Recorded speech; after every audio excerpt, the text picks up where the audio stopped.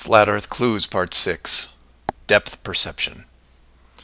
This is part of a series of clues that can help you get your head around both the design of the flat Earth system we live in and who has been involved in the deception to hide it from you. This clue looks into the inevitable design question below the surface, or more specifically, how thick the flat Earth design would need to be. To start, let's quickly recap the design features so far. A basic dome structure made up of advanced high-density material, thousands of miles wide, and at least 100 miles in height. The ceiling of said structure being projected upon by an ultra-high-definition system using super LED technology and a combination of 2D and 3D imaging to simulate all celestial bodies, including sun, moon, stars, and so on. This ceiling is then protected by a scaling decrease in temperature and oxygen levels to the point where human life isn't naturally sustainable above 4 miles. The lower surface of the dome structure consists of an organic layout of continents, grouped at the center, ensuring that no land bridge exists to the outer ring. This is then surrounded by hundreds of miles of salt water in order to limit sea travel. The salt oceans are then adjusted with a scaling decrease in temperature as the outer area is approached, to the point where salt water freezes, forming icebergs, further reducing sea travel. The outer ring is then elevated to a height of 10,000 feet, reducing oxygen levels, and a buffer zone of 300 miles is created.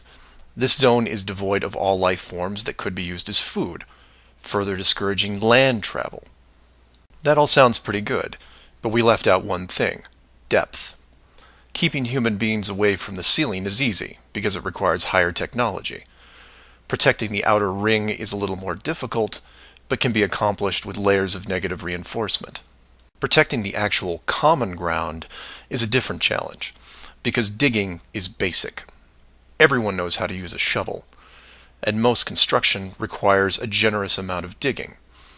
In addition, natural resources such as coal, oil, minerals are harvested through large-scale digging operations. So it's safe to say that any human population is going to be digging a lot of holes, because it's easy and it's necessary to continue their way of life. That being said, how thick would you need to make the flat Earth model so that people didn't accidentally dig their way through? You could use the same method as the outside barrier and create a series of undesirable layers, ending in a solid barrier. But the ever-expanding increases in general population would create an unnecessary risk. If the bottom of the flat Earth was composed of, say, an unbreakable material, this would pique the digger's curiosity, and if repeated all over the world, would raise suspicions of design. While a solid barrier works at the end of a frozen wasteland where no one is venturing, or allowed, it doesn't do much if it's found in a mining quarry or someone's backyard. For that, you need something that hasn't been used up to this point: a scaling increase in temperature, all the way to an ignition flashpoint and then beyond. Now you will jump in and say, well, of course, we all know that there is molten rock below the surface. We see it in volcanoes and, well, volcanoes. Yes, you do. And we've all seen the cross-section diagram of the globe Earth, which shows ever brighter bands of molten structure and so on, which is why I included the wiki link in the description that covers the official view of the Earth structure. And I quote, "Scientific understanding of the internal structure of the Earth is based on observations of rock in outcrop, samples brought to the surface from greater depths by volcanoes, analysis of seismic waves, measurements of gravitational and magnetic fields, and experiments with crystals at pressure and temperatures characteristic of the Earth's deep interior." In short, they have no clue on what's below them. None. In fact, the deepest holes ever drilled, which I've also linked in the description, only go down 8 miles. To repeat, no one has gone below 8 miles anywhere. And every drilling survey is the same: a scaling increase in temperature to the point where drill bits stop working. And you come back and say, but volcanoes.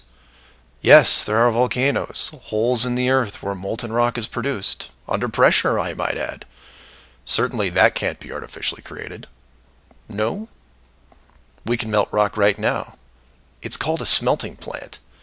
What do you think your car is made out of? Melted, reformed, and polished rock. We have the technology to do this. It all comes down to scale. Create a large set of furnaces at, say, 50 miles below the surface that can melt and pump molten rock. And you say, what would the furnaces be made out of? Oh, I don't know. How about the same dome material that can withstand nuclear weapons? So you take the molten rock, locate a few random access points on the surface, and the rest comes naturally. Volcanoes also reinforce the Earth structure model that the molten rock goes all the way to the core, which then in turn reinforces the globe model, and then we're back to where we are now. A smoldering globe flying through space at high speeds that from a design standpoint makes no sense. So how thick would the flat Earth model floor need to be?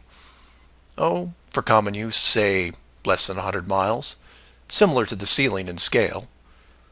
Large heat generators placed in a pattern, a thin layer of molten rock 10 to 20 miles down, which is really just a geologic pipe system to help with the generation of terrain.